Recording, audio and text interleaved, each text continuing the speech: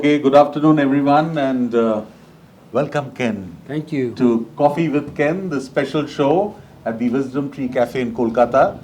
And we are Facebook Live now. Lots of people who are Ken's fans, admirers, are watching it all over the world. Ken is an amazing personality, and right now, at this moment, he's in Kolkata. He represents a special movement called Photographers Without Borders, which itself is a very inspirational kind of movement, which I am also inspired by. So before we get on further, a small background about Ken. He's Ken Kurzweil, who lives in a small suburban town within commuting distance of the New York City. After a rewarding career, 35-year rewarding career as a biology teacher and a computer science teacher, Ken began exploring his undeveloped artistic side. Okay. His immersion into photography has become a tremendous passion for him now. In 2015, Ken won the official New York State Arbor Day Photography Competition. Over 1 lakh posters of his photograph of the over 500-year-old Bedford oak, it's a tree, has been distributed internationally.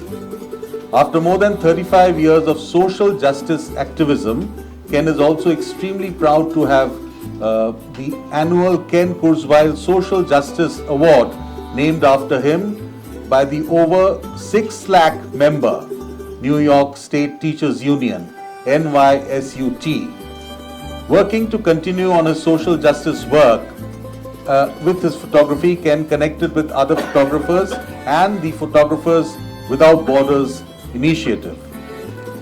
It works over 50 countries, and PWB is an organization that assigns volunteer photographers to photograph small non-profit organizations that cannot afford to hire a professional photographer.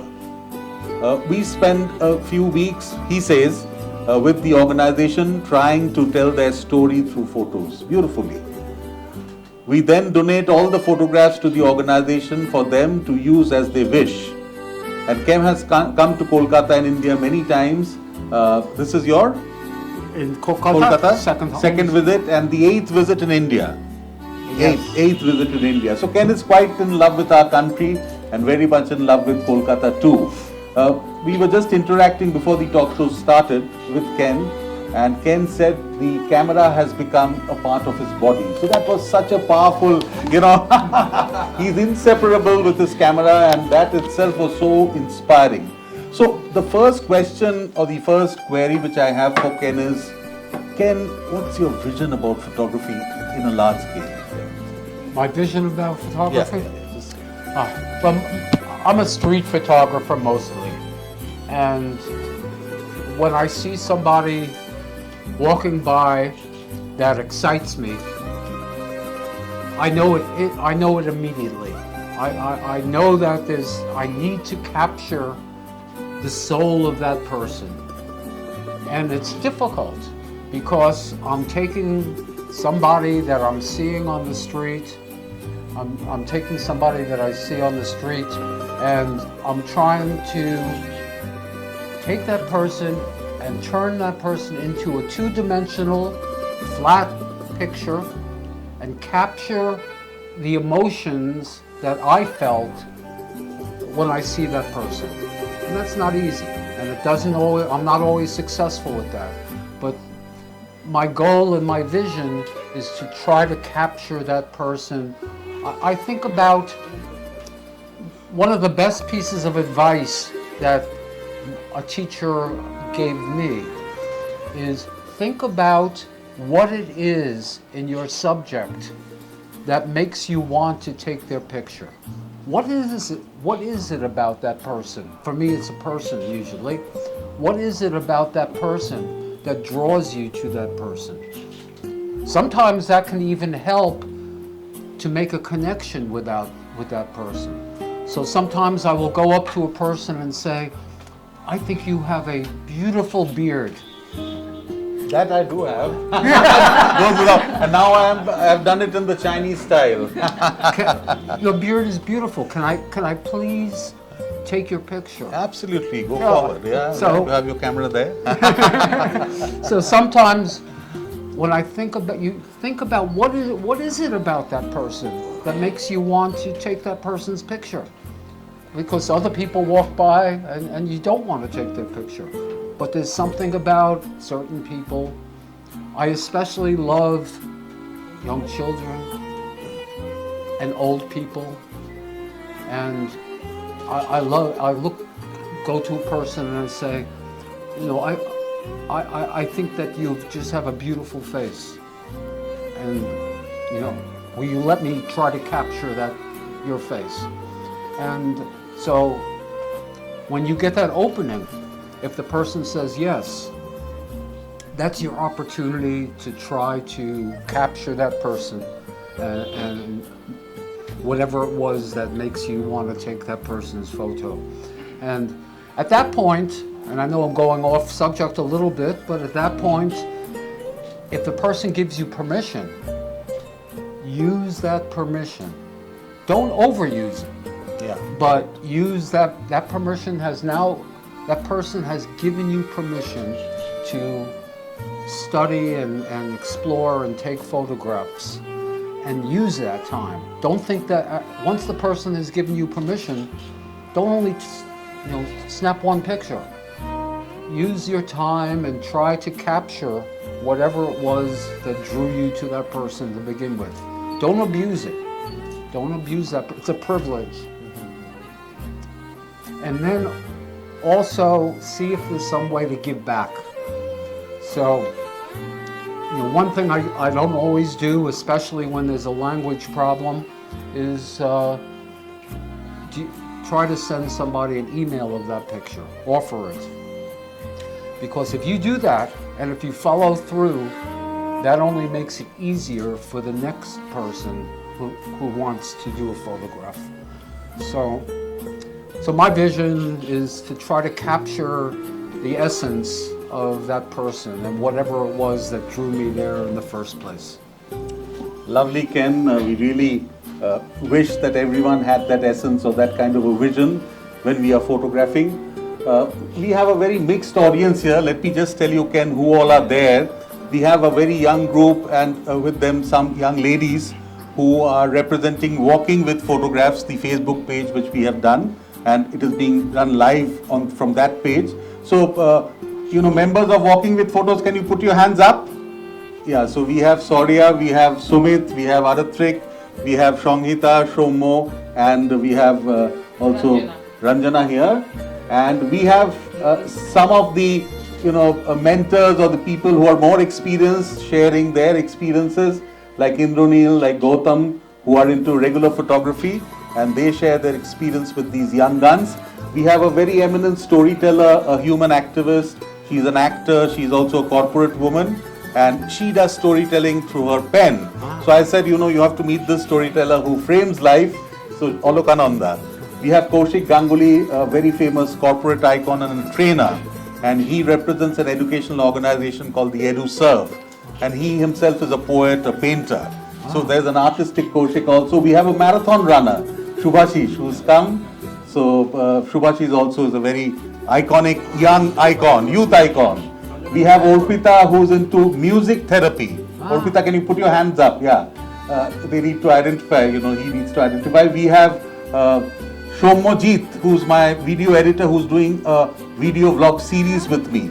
And the rest Anindo and the rest you've already been introduced to. So Ken, going on to the next question, Ken, while we were interviewing him for my YouTube series with him, Looking Beyond the Lens, Ken said, very interestingly, the photograph generally or at times happens behind you. That means when you are framing someone, maybe the real photograph is happening behind you. So what do you exactly mean by this? Well, many times when we go out and take photographs, we see the subject in front of us and we stand still and we snap the picture and we don't move. And there are things going on all around us that are also very exciting. So I don't know whether you want me to talk about movement, but say exactly what, like you have to be always aware. So you have to, you do have to be aware of everything that's going on around you. And your feet are not in cement. Your feet are not glued down to the floor. It's important for you to move around. When I do my street photography, I cannot control where the person is standing, where the person is sitting. I almost never move a person. Almost never. Once in a while, I'll do that, but maybe 1 in 1,000 or more pictures will I ever move anybody. So what tools do I have then to try to get the photograph that I want? And the tools that I have is just moving my body in different positions. So if Abhishek is in terrible light and I don't want to pose Abhishek, I want him as natural as possible, I can move off to the side a little bit and Abhishek is going to turn a little bit towards me. And it's still trying to keep as natural a position as possible. Once you ask somebody to pose, many times whatever it was that attracted you to that person is gone. Correct. It's gone because all of a sudden they're posing for you and they're trying to show you a side of them that the better side of theirs, huh? As Ken said, my right profile is better. They're trying to show you what they think is a better side of them, correct. but it's not the better side that you want to see. That's true. You want to see it as natural as possible. Yeah. So that's sometimes difficult, and what you can do is just move around. And then the other thing I learned is not only moving from side to side and moving to different positions, also moving up and down is important. I have no control over how tall I am. No control at all. And I sometimes get jealous when I see somebody who's very tall and they're holding their camera up and I can't even see what they're seeing because they're so much taller. But there are things you can do, with your camera. One of the things I talked about this morning is practicing holding your camera very high above your head and tilting it and seeing if you can get the correct angle. It takes practice. It's not going to happen like this. But after you do this over and over, you can learn how high to hold your camera and what angle to shoot and the aperture, how wide, or not your aperture, the focal length of your lens, how wide or long you want to keep your lens. So, or sometimes you need to get on your knees or even lie down on the floor. So you're not limited by your height, you're not limited by the angle you stand in, and then what's behind you. Sometimes the best picture is one that you don't even see by looking in front of you. What is going on behind you? And sometimes the best pictures are behind you. So don't miss the opportunity to turn around and see if there's something else going on that's even better than or as good as what you're seeing in front of you. Absolutely. There was another statement. Partho has come. Partho is happily retired, and Partho has been all around the world. And Partho is a hardcore loyalist to this cafe. Every day evening, if you come, you will see him in the library where we shot you with his favorite book. So Partho had to be there today. So another statement of Ken which intrigued me is he said that we don't take photographs, we make photographs. So that also I'm going to now ask him exactly what did you mean by that? Taking a photograph is not as easy or taking a good photograph is not as easy or simple as most people think. And most people go and snap, snap, snap. They see something and snap the picture. If you really want to make a good photograph, you have to take your time and think about what are you trying to achieve? what is your goal? Are you trying to show movement? If you're trying to show movement, that's a very different photograph than the same composition where you want people to be still. What's in the background? What angle are you taking in the picture? There's a lot of thinking that goes on before you snap that shutter. And because of all of that thinking and because of all of the work that you need to do mentally in order to get ready to take that picture, you're making a creation. You're creating a work of art, hopefully. I mean, there are a lot of bad pictures too. I take many of them, but the goal is to try to capture, the picture that's in your mind. And so, the other thing that you're doing is you're taking this three-dimensional world, and with all the noises and smells and sounds and touch, and you're trying to somehow convert that into a two-dimensional photograph. So in the end, if you're successful, you have made that photograph. You haven't taken it, you've made it. And you should be proud of it and think of it as a work of art, and take credit for what you've done, because other people have taken the same photograph maybe and have not been as successful, but if you're successful doing it, you've made that photograph. So that's how you make your photograph. Beautifully explained. Shangita, we can have the coffee and the brownies also distributed. Ken has had his share, so for the house we have coffee and brownie. You can order if you want any other specialized item from the cafe. Otherwise, this is on the house. Ken, another very interesting thing, as you said, the scent, the sound, the visions, obviously is there in a photograph. The three-dimensional life is being represented in a two-dimensional form. And as Ken has been a biology and a computer teacher, I understand that he understands the teaching and the philosophy behind each photograph which he takes. Now, Kolkata and India and Kolkata both have been very regular hunting grounds of Ken, and he has been on the streets.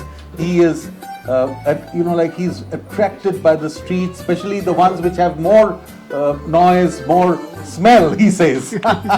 He wants to go to the smelly areas of Kolkata.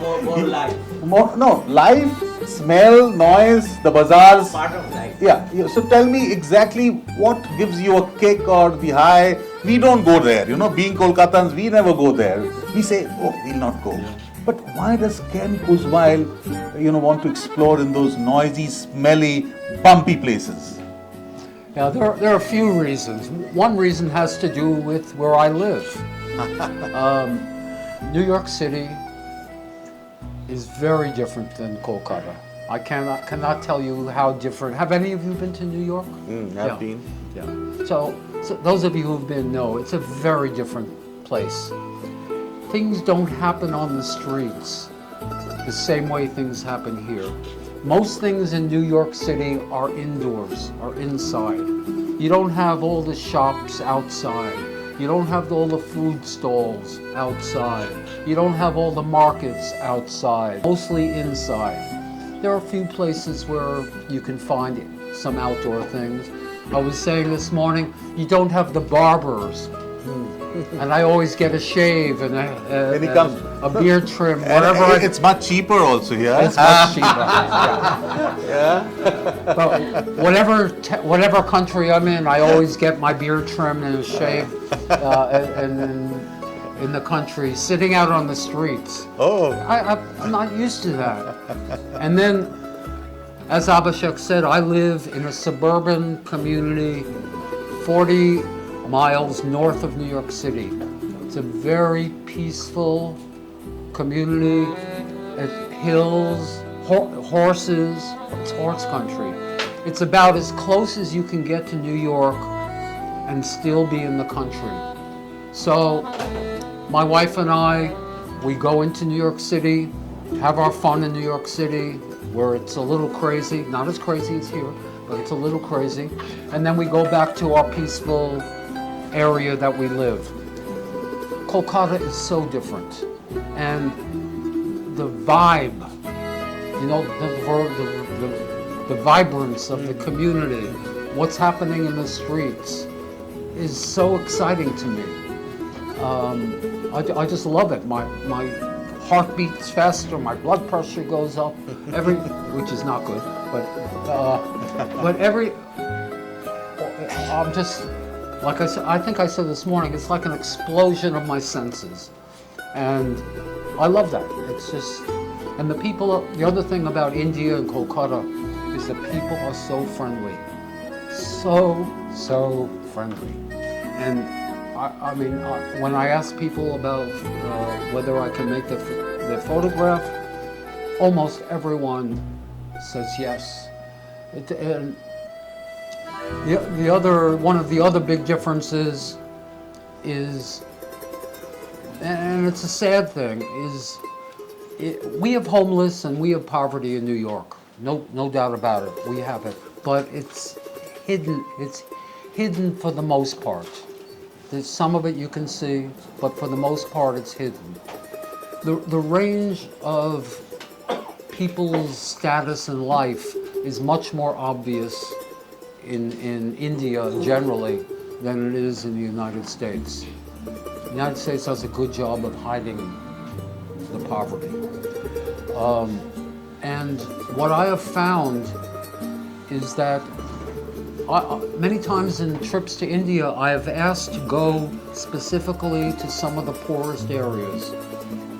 And I spend a few days there.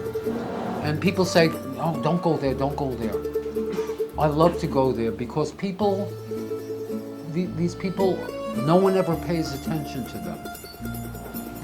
They're anonymous. Nobody knows them. There's no attention paid to them. And when I go and get to know these people and play in the streets with their children, I love that. I love to play in the streets with the children and get to know people and get invited into their tiny little huts. And sometimes I've been offered, we'll give you our only chicken. You know, the fact that somebody is paying attention to them is so meaningful. And so, you know, that makes me feel, even though I'm not able to give back as much as I would love to, I still feel good about the experience and seeing the huge diversity. And then finally, I mean, talking about diversity, India is such a diverse country. I mean, what can I say? I don't need to tell you the cultures, the religions, the languages, the backgrounds of everybody in different parts of India.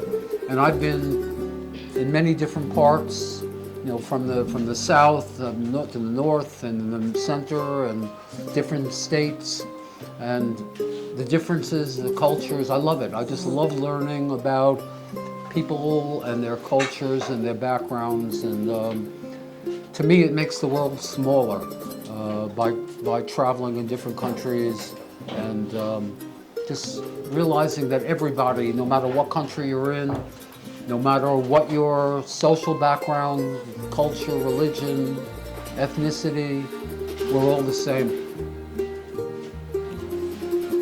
Absolutely. So it's a deep realization which Ken in his journey as a photographer, as a teacher, as a social change maker has had.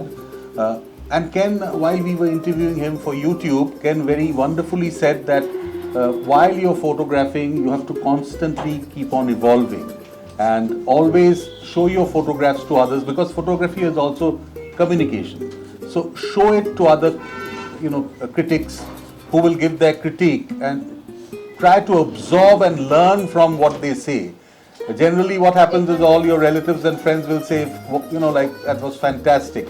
But when they tell you exactly where you've gone wrong, and if you assimilate that, you will learn more. So Ken, would you like to throw some light, especially for the youngsters, that they have to keep on, showing their photographs, uploading them maybe in Facebook groups? He's already a part of a Facebook group. They have weekly showcasing of their photographs, and there's a lady who kind of audits the photographs and gives her remarks. So many a times Ken has failed also. Huh?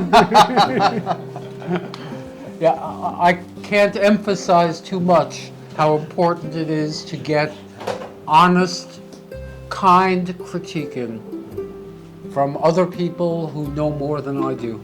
It's so important. I gave an example this morning about the first workshop that I ever took with a pretty famous New York photographer. And he's known for his very difficult, serious critiquing. And I was very scared. And but I figured the only way I'm going to grow is by getting serious critiquing. And I mentioned to him, I wrote a letter saying, I'm very afraid to take your class. I was honest, because I was a new photographer. And he sent back a message to me, and he said, Ken, if you're willing to grow, if you're willing to leave your habits, step out of your box, and grow and learn new things, you'll be fine in my class. So I decided to take his class, and it was a wonderful experience. And every day he sent us out on different assignments, and we had to photograph different assignments. At the end of the day, we had to choose the 5 pictures that we thought were our best from the day, and we would submit them, and then he would do a critique. Oh boy, he was difficult. One picture that I thought was really good, I'm not going to actually tell you the curses that he said. But, Oh, even used to curse. but basically he said, Ken, why did you ever submit this picture as one of your best? He says, it's terrible. He says, there's a tree growing out of that person's head. And I looked at the picture, and yeah, there was a tree growing out of that person's head. I was so focused on the person's face and the body and the expression that I didn't even see that. And it was right there, growing right out of his head. So I needed somebody to tell me that, so that when I look at my photographs, I don't only look at the subject that I was trying to take, I have to look at everything around my subject and see whether those things fit in. And generally people say if it doesn't add to your picture, it probably shouldn't be in your picture. Sometimes you can't avoid that, especially with street photography. What's there is there. You can try to change it by depth of field, having some things more in focus and some things out of focus. But if you're intentionally composing a picture and you can avoid having things that don't add in your photo, try it. And as Abhishek said, being part of groups like this, I mean, all of you should be congratulated for being part of this group. Because it's obvious that you want to learn and you want to grow. But being part of different groups is important. The weekly group that Abhishek just mentioned is important to me. Every week, the instructor, a really good photographer, gives us a topic. We have a week to submit pictures, and then 1 picture each from each of us. These pictures are not good. Oh. And a much smaller group of pictures that worked. And then the photographer goes through and talks about why she thought that some pictures worked and other pictures didn't work. Okay. And then there are also camera clubs around us where we have competitions, and they're anonymous. So you submit photographs, your name is not on them, and there are judges. So how do they give their feedback if you're not? Right there in front of you. Oh, These are in person. Okay, okay. During COVID, So it's a physical. During COVID, they were virtual, Okay. but generally in person. and there are 3 judges, and the judges talk about the pictures and say what's right and what's wrong with them. And since your name is not announced, you don't have, the only names that are announced, they always choose winners. You know, somebody wins for the night. So they give the name of the people who win, but none of the other photographs, photographers, they name. So you're not going to get embarrassed, but you learn from those experiences.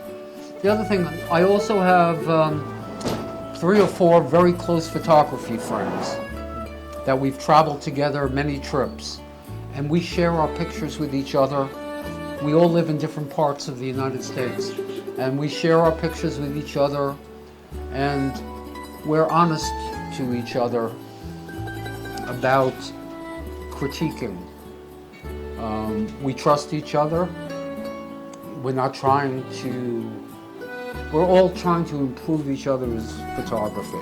So if you have a friend who's a good photographer, or I know there are some mentors here that probably do the same thing with you, to take a look at your photographs and give you honest criticism. And as Abhishek said, we all have friends and family members who say wonderful things about our pictures.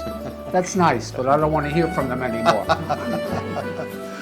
This just reminds me, on a lighter note, you know, my wife is my greatest critic, and she never likes the films which I make.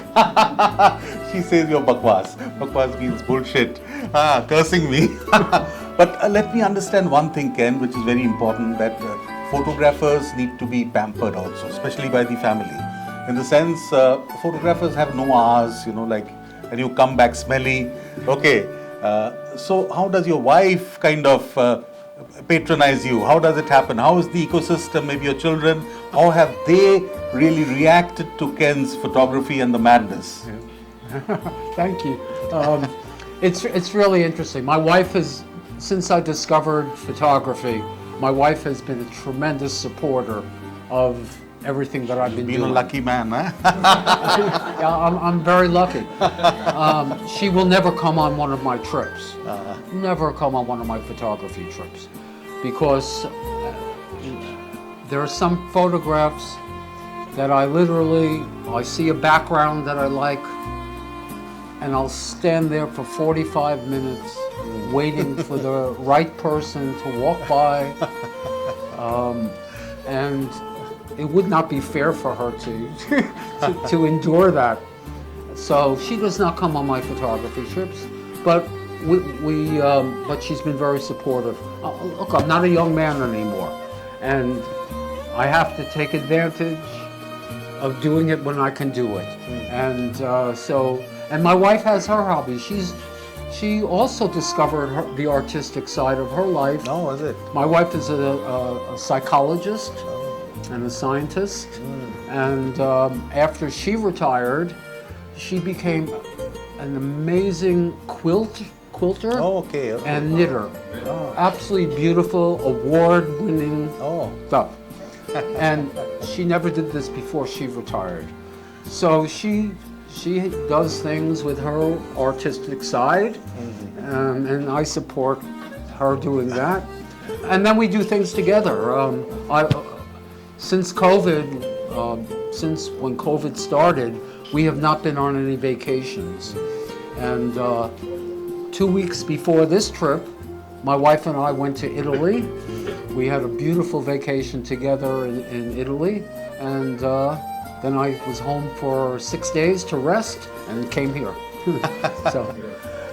So Ken has been very beautifully complimented by his wife. She's also so artistic. That's lovely to know. So we have about half an hour left. Now we would request the floor to ask questions to Ken. I have, more or less finished what I had to ask. So yeah, please, Alakananda. Ken, first of all, welcome to India, and it's such a pleasure to know that you love our country and you keep coming and capturing moments. Thank you. And it was really great knowing also that you live in nature. The real nature, Bedford. not concrete jungle, but you actually live in nature. So I could just visualize wherever you stay is beautiful. Ken, I am a storyteller. So I tell stories, I create Then we have Kaushik's, we have films, right? Abhishek's films. So we have films. Films say stories in different way, by enacting, by voice, by sound, and so many other things, right? And even when I write a story, it's like I just get into the emotion and the words come out through my pen, and I know that it connects with the readers, because when they read it, they connect with me and they tell me that, oh, you know, I cried after something happened within me. So I know that my emotions reach them. The same thing happens with very good films and movies. There are impactful movies which makes us thinking. How do you make, like you say that photography is two-dimensional, what you said today, right? How can you make photographs tell stories to people? Because when we click a picture, everybody has their own perspective. Interpretation. Their own interpretation, but what you felt, your emotion, how can you reach out to people with your emotion that they feel the same through a photo? It's a great question, and it's not easy to do. First of all, I admire the fact that you can tell stories with words, because I am not a good writer, and I really appreciate people who can take what they're thinking and their emotions and put it down in words. And someday I want to work with a writer and do a book where a writer can write down what my feelings are about a photograph. 3 of my books are kept in her library here. You must present one. Yeah. But if someone, one of the things that I'm very proud of is that some people look at some of my photographs and they tell me that the faces are telling them stories. 'Cause most of the pictures that I do are people, the ones that I are most proud of. And people tell me that they're able to feel something about that person through my photographs. That the expression and the lighting and the color, and that somehow I'm able to capture something that they're able to feel when they look at my photograph. Whether that's how often that happens, I don't know, but that's my goal. I don't write much about my photographs. Usually I don't even put a name on them. I don't even name my photographs. And I want just people to experience it, and hopefully they get some emotion from just looking at the picture. If it's not a person, if it's a landscape, I want somebody to say, "Wow, I can really understand how you felt when you were there. I can almost feel the breeze." Just like I felt when you said where you stayed, The horse country.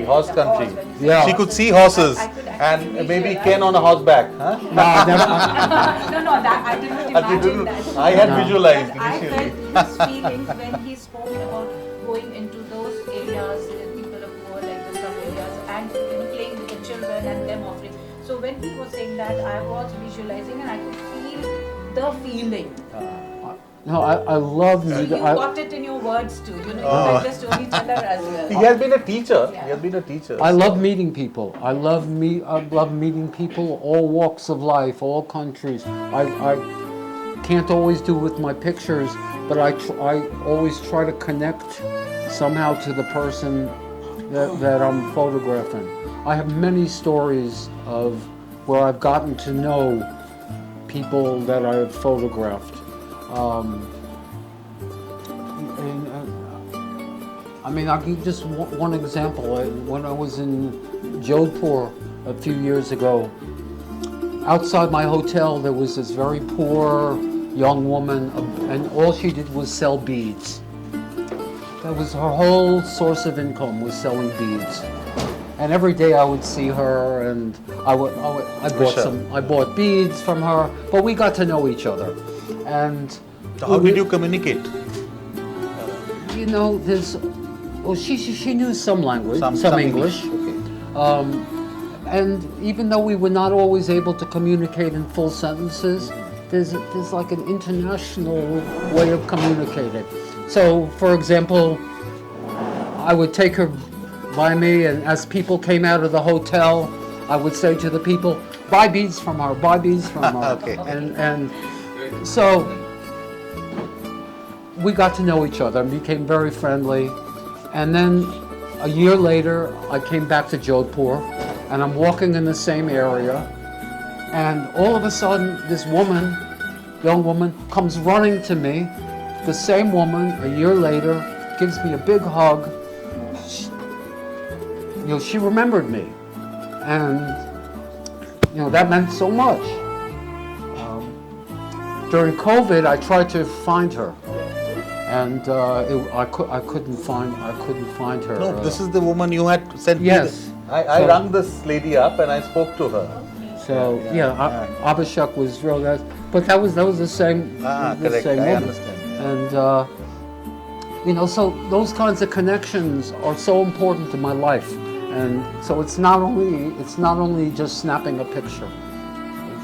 It becomes much more than that. Hopefully. Beautiful, beautiful. Again, like Yeah. people say that, we all know what people say, we all know that eyes speak. So his We cannot photographs speak. express by words, The photographs eyes speak, yeah. So could you capture those unspoken words? Because that itself will tell the story. I'm not sure. Tell me a little bit more. Because you said human. So have you ever captured eyes? that Eyes? speak? Yes. I mean, the eyes are the most important part of any person's photo. So if you look at the person's eyes, If you miss the eyes, you miss the photo. It is the most important thing. And when you first meet the person and talk to the person, if you don't catch their eyes, you've missed it. So that's very important. Yeah. I'll just add on.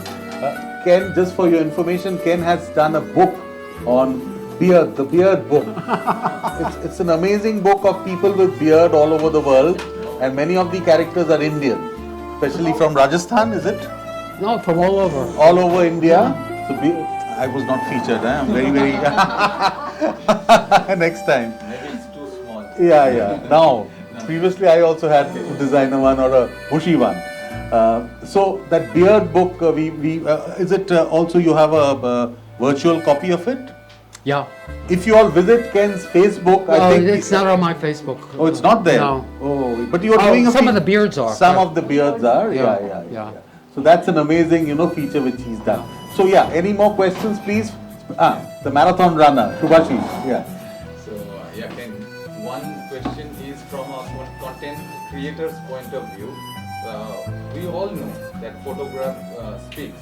A good photograph always speaks. But from a social media point of view, all the Facebook and Instagram, they are not actually promoting the photographs. They are more interested in the video part and the real part. So how you can think the photographer can cope up with this problem? Yeah. It's a great question. Everybody now thinks they're a photographer. Because everyone has a cell phone, everyone thinks that they're a photographer. And every single day, billions of photographs are put up on Instagram, Facebook, every social media. I still think that in the long term, there will always be a difference between those people who are truly photographers and those people who are just putting up pictures every single day. There's a big difference. And so I'm not worried, I don't think. I'm not worried in the long term about whether photography is going to disappear. I think it's here to stay, because there'll always be some amazing photographs that cannot be captured by people who don't understand the principles and what it takes to make a good composition. And what you also have to do is you have to do it for yourself. And you have to, no matter, I'm not a big social media person. I have Facebook, my friends, I don't use it for professional purposes at all. My friends see my pictures, my family sees my pictures. There are other photographers who see my pictures, but I don't use it for business or social. It's just a social thing. I do have a website, and I think that photographers are going to have to rely more on their own websites and promoting their own websites. There have been very successful people who have used Instagram. It's not my thing. I'm in a different place in life. For me, this is my second career. I'm not trying to promote myself for a business. For me, it's more of the artistic side and the personal side. And self-exploration. And yeah, absolutely. And when something happens commercially, I'm not going to turn it away, but I'm not looking for it. So when Abhishek says, for my beard book, for example, I was very bored during COVID, and I was going through my pictures, and I said, I have a lot of pictures of people with beards. So I said, why don't I put together a book? So I did that. And then what I did is I used that book for fundraising. I said I will give anybody a free copy of this book. I will mail them a free copy of this book if they make a donation to the agency in Jodhpur that I was with for Photographers Without Borders. So, so that it was very successful, and people felt good because they were making a donation, and but I'm not into the commercial side of photography. Yeah, for the ones who have joined late, especially for Pathu and that lady, Ken started photography seriously after his retirement. He has been a teacher in computer science and biology for 35 years, and he has been kind of a propagator of teachers' rights in the entire New York state, being the president of the Teachers Union. But his serious photographic exploration started after his retirement. But he's very young and fit, young at heart and very, very fit. So young at heart. And explores all over the world. Yeah, the next question, please. No, but yeah, correct. Very, very good question. In his childhood, Ken had two hobbies. One was photography, the other one was playing a guitar. So that syncs with you. Arpita is into music. But he chose the, the photography part later on, and he dabbled in photography. He plays the guitar, he says, but his fingers don't permit, you said, no? But so he has been a share of music as well as framing life. Yes, Kaushik. Yeah, I just want to mention with music therapy, when I was a computer teacher, it's a quick story. One student with a good amount of autism, and she came to my computer laboratory, and we found a computer program that played music. And this discovery, she just absolutely loved it. And every day after that, her special teacher brought her to the music, to do music therapy on the computer. It was changed her life. So, yeah. Yeah, Kaushik, your question, please. Okay, Ken, first of all, it's been really fascinating to listen to you. And if you want to photograph anything in Kolkata, I'll be happy to escort you I'll just add to here. Kaushik had been with the Taj group of hotels, which is the mark of quality in hotel business. He has seen the world also. He has been all around, and he has headed the finance section of Taj for a long, long time. So he is a man who has seen the world, and he will be a very good guide for you. Yeah. Thank you for the offer. I must tell you though, when I was here in 2019, I met with a very nice local photographer that took me around while I was here in 2019, and I kept in touch with him over the past 3 years. And when I set up this trip, I asked him to again be my guide. So and I did the same thing with my driver.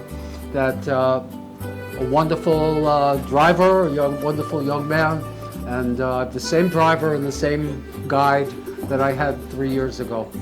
So anyway, is there any photographer, I'll come to my question, that was the first part. So is there any photographer who has influenced you? Because you said you mainly take street scenes and, roadside vignettes. So is there anybody who has influenced you? That's a great question.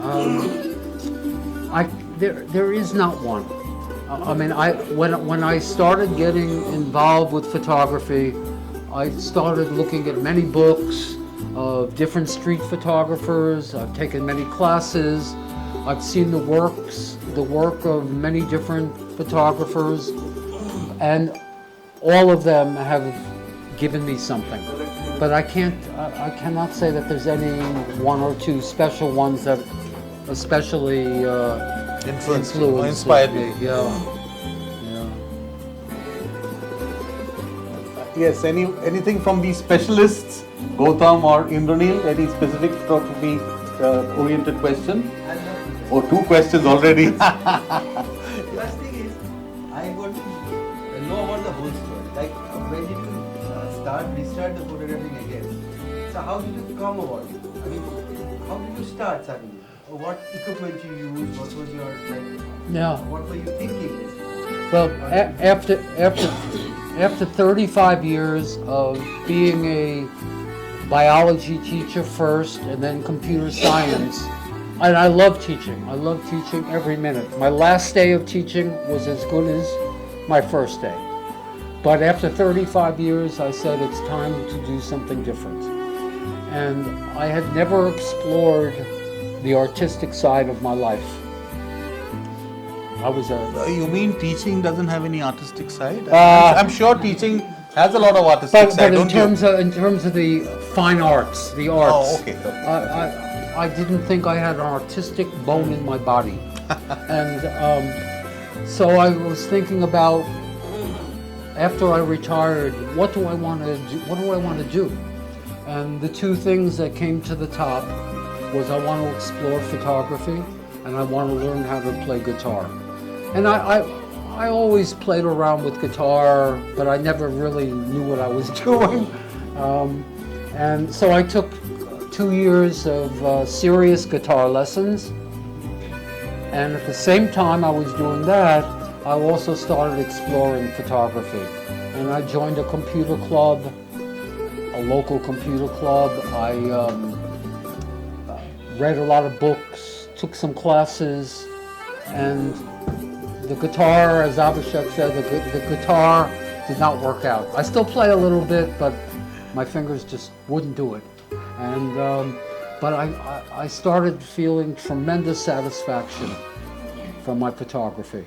I just loved it. I loved it, and I just wanted to soak up all the information I could possibly get about photography, and started taking classes. And the more that I did it, the more I loved it. And it's turned in, I was telling Abhishek earlier today, if you had asked my friends 15 years ago, if you said, Ken's going to become a photographer, they would have laughed. It's just like, they would have laughed, because it was something that I never thought about, never dreamed about, but it has turned into such a wonderful new part of my life that's made it so rich. Everybody who retires should be as fortunate as I am to find a second love after their first job, after their first career, and find another career. One of my friends says, retirement is a time to reinvent yourself. Absolutely. And I think I'm the perfect example of reinventing yourself. So you retire from work, not from life. Correct, absolutely. Yeah, second part of your question. The question is a little technical question. That is, when we started, or previously around 15 years back or so, there used to be prints. As the display medium, there used to be prints, which could be printed in the same, the parameters, so that it can be equally seen. I'm not sure. Prints. You know, previously the printing. technology, technology. Kodak films. So one print would be looking same to you and me also. Tonality wise, this, that, brightness, exposure, everything. But now the display is the digital display. So somebody is watching it on say a palm-top device or a mobile phone or a display. You know, and there are differences. Oh yeah, So same photograph, same parameters. yeah, very Are different. differently projected. Yeah. So how do we? I mean, Yeah.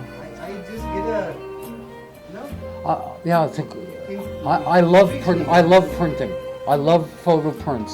I have a good photo printer in my house, and I love playing with different papers. You have a dark room also. Is it like you go for the previous method, the old method, like negative? No. No. I think you're talking about that. The previous how it Old was. cameras. The old, It's a final. the celluloid transforming into digital. Abhishek, can I just put in Yeah, a please, question? go through. What time did you start photography? Say, how many years ago? 10 years, 15 years? When did you retire? When did you retire? 16 years ago. 16. So 16 years ago, it's a fairly proper guess. No, was it? If I assume that it was you not started digital. in digital era, have you started Was in it digital at that time? Technology? digital, It yeah. was digital. Yes, so you haven't exactly dabbled Well- with this celluloid films, no? Yeah, Positive so only. my life after retirement, my photography life after retirement was all digital. Yes. Yes. I thought you were talking about printing. I'm sorry. No, I'm talking about printing only. Yeah, I'm talking about the outcome. Say, yeah. Oh when yeah, we used to get the prints. Yeah. That print would be same to everybody. But there was uniform quality control or quality maintained. Yeah. Quality of viewership. yeah. But now, due to digital media, Yeah. somebody's exposure is little low or brightness is dapped down. Yeah, yeah. Somebody's contrast is very high. Yeah. There are plasma TVs. If I'm But the watching same plasma photograph TV, Devices Yeah. are different. It's like when you go to a store that sells televisions. Yes. And they have a line of televisions that are Showing the turned same on. news. Every one, same channel. Every picture looks different. Yeah, I have at home my monitor is calibrated. I calibrate my monitor, so I know that the color that I see on my monitor is going to be the same color that comes out on my printer, and I have a good printer, and I love, as I was saying before, I love playing around with different photographic papers because the texture of the paper that you print on also changes the way it looks. Very radically, whether you print on glossy or matte. yeah, but even beyond that, there are 50 different kinds of matte papers I can get, and but I love printing. When I came here this trip, I brought along with me, I made prints of every person at the turning point, and I gave everybody a print that I made on really nice paper. And it's very different than looking at it on this computer So screen. how do we go about it? Is there any way of standardization?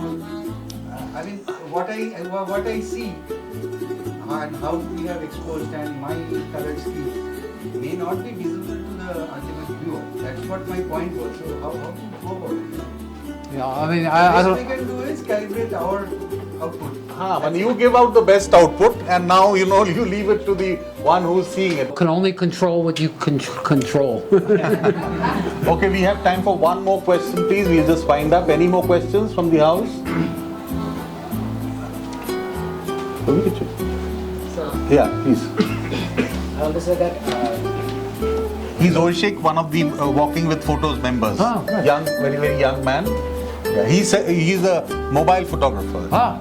He shoots with the mobile, yeah. sir, my question is, when you started photography, did you learn from someone or did you? Man, are you self-taught or you had a mentor? When you started photography, did you have who was a my teacher mentor? or a mentor, or did you self-teach yourself? Well, it's a combination. As I think I said, I did a lot of reading. I looked at a lot of photograph books. I looked at online classes. I also took classes in person. There are, in New York, I'm fortunate because there are many different photo schools and classes you can take. So I took classes. I really wanted to do it. I mean, once I fell in love with photography, nothing was going to stop me. That's one of the things about my life. I don't do things halfway. You know, you dive in and you do it, everything you can do. So I took some classes. I said before about that first workshop that I went to where the tree was coming out of his head. That was the first workshop that I took. That was, I think, a 5-day workshop, every day for 5 days, very intense. So just learning at Camera Club, I joined the Camera Club right away. And so I met quite a number of other photographers who were very nice and helped me with different things. So it's a combination of a lot of things. And I had the time to do it. You know, so many of you work or you go to school, so you don't have the same amount of time every day that I had. I was retired, so I had the whole day free to do whatever I wanted. But a combination. You have to sort of see what's available and take advantage of whatever is available. Absolutely. This man is unstoppable, as he has, said. And I was telling Ken when he, came in the morning that I really envy you, and I have to retire now. It seems only that my family needs to be supported, so there's a question mark there. How I do it, I really don't know. But this kind of retirement is, we would invite such retirement. He looks really beyond borders. He, goes around all over the world, and he falls in love with the places and the people he meets. Like in Turning Point, the Turning Point members, they love him. And every time, Ken is there on Facebook or his photographs are put up, I see that all of them have, beautiful remarks for you. So this man loves India and India loves him. 8 times he has visited India, and we will welcome him every time with all the warmth from our city, from our country. Ken, please come, please discover the Indians, the fantastic history, heritage, culture, people, the diversity, as you rightly said, which we have. And in the morning, what I saw is time management. This man came 1 minute ahead of what we had said. We had told him, please come by 10. The car was here by 9:59. And for that, we must give a, please, Shojo, if you can come. Shojo is the young, his name is Surya. Surya, if you can come here. He's the young navigator, come guide, come friend, come. He's also Ken's friend here, who's taking him all around. He runs his own travel agency, very, very promising, enterprising young man who has been Ken's friend from Kolkata. Fantastic, Surya. Keep on, helping out Ken and taking him to mysterious, smelly, scenty places. Thanks. So, as I said, 9:59 he was here. So taking clue and cue from that, we must end on time. But before we end, we would like to really appreciate Ken's visit here, Ken's inspiring words with us, Ken's fantastic interview session for our YouTube channel, with a small memento, a small gift which we have, which has a history and a heritage too. Ramjan, if you can kindly come and present this. Yeah, you can. This needs to be showcased also. But bring it out. No, but please bring it out. I want to share the story. We hope you will like it. It's from I just give. Walking with Photos. It's the Walking with Photos small present for you. This is an antique piece. It's a Koshan elephant from Rangpur, Bangladesh, and this hails from. This was made sometimes in 11th century AD. This one? So you have to, keep it like this, Ken. This one, it is as precious as your camera. So this should adorn Ken's museum just besides his guitar. So with his other love, the elephant from India must stay. Thank you so much. Yeah, so Ken, there's a lot of love, warmth with this elephant. You're taking back a part of our history, culture and heritage. So I'll now ask Shongita to give us formal vote of thanks. Though Ken is so informal, Ken is so loving, we don't need any formality to, but you know, for the rest of it, I would like you to sign off, yeah. Very good afternoon to all our friends, patrons, and our most valued honorable chief guest, Mr. Ken. It is my honor and privilege to give a vote of thanks to all of those who helped make this event so beautiful. On behalf of Working with Photos, I wish to express my gratitude to Mr. Ken for providing an insightful session for sure. And his brilliant mind has enlightened us with many aspects of life and photography. We would like to thank our gracious host, Shonali. Shonali, if you can kindly come here, Shonali. Who herself is an accomplished cinematographer and alumna from the prestigious Film and Television Institute of India, Pune. Thank you, team Wishing Tree, for the lovely Wisdom Tree for the lovely coffee and brownies that made our coffee with Ken is really aromatic affair. And we would also like to acknowledge our gratitude to our lovely audience for their presence and all the fun interaction. Thank you so much for coming.